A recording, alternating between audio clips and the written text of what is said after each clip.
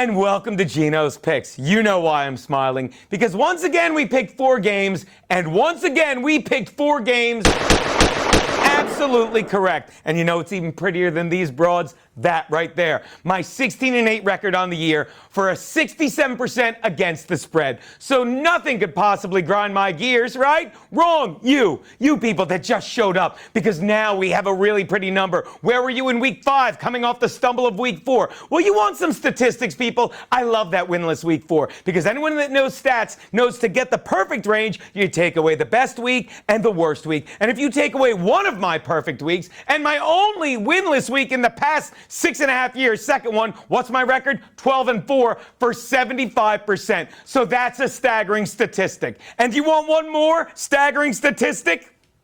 Kevin Ward Jr. What'd you think? 2 weeks without one? Let's get to the picks. My first pick, the Browns are giving 5.5 to the Jags in Jacksonville. Anyone who follows my podcast knows that I took the Jags to cover that game against the Titans last week. It was in Tennessee, right? And like most of the games, thank God, the Jags backdoored it in the final minutes. But here are 2 stats you may not realize about the Cleveland Browns. One is, despite all the ridiculous talk about Johnny Manziel, Johnny Football being the guy in the offseason, Brian Hoyer has always been the man. In fact, you know the Browns have won 6 of the last 8 games he started? Yeah. Oh, and the other guy that you thought they'd miss, Josh Gordon, who, unlike Adrian Peterson, smokes a whole lot of weed. Thank your parents if you got the Looney Tunes reference. Well, his void has been more than filled by Miles Austin, Andrew Hawkins, and Taylor Gabriel, who you probably never heard of because they all came into the NFL undrafted. In fact, the Cleveland Browns have the most snaps from undrafted players than any other team in the league. In fact, the only other NFL roster with nearly as many snaps as the Browns, the NFL's inactive roster. Those guys are crazy. And let me tell you, just like them, the Browns roster is going to smack those bitches around in Jacksonville. Take Cleveland, lay the 5.5.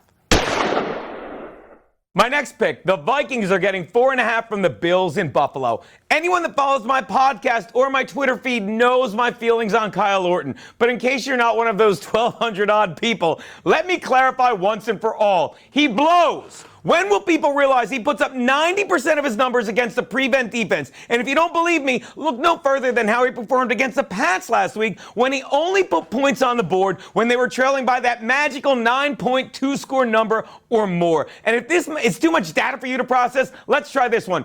Kyle Orton lost his starting job to Tim Tebow, which is fitting because Tebow does as much scoring off the field as Orton does on it. Meanwhile, Teddy Bridgewater and the running back tandem of Matt Asiata and Jerick McKinnon know they're going to be the guys going forward, as Adrian Peterson continues to impress us with his inability to grasp reality. This week, he admitted to a judge that he smoked a little weed. You know, it's funny Peterson, or All Day as he's nicknamed, is called AD. Because when you think of those 2 letters, you're thinking of him or another person. And either way, you're screaming, Jesus Christ. All right, look. Norv knows his backfield, and he knows how to plan accordingly with them. Take Minnesota and the 4.5 you're getting.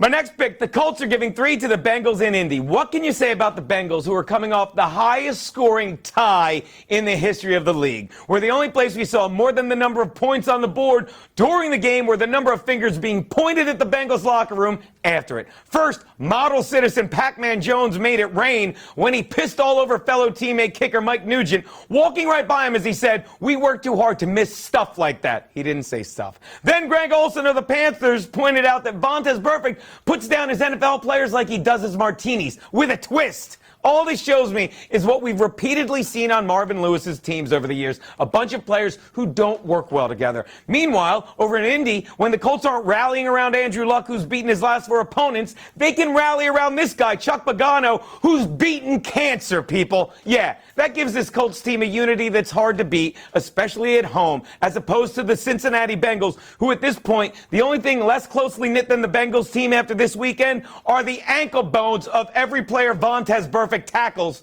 after that. The Colts don't need luck in this one. They already have them, people. Take Indy, lay the 3. Which brings me to my Double Your Money Monday Night Bet, or as I like to call it, 83% against the spread.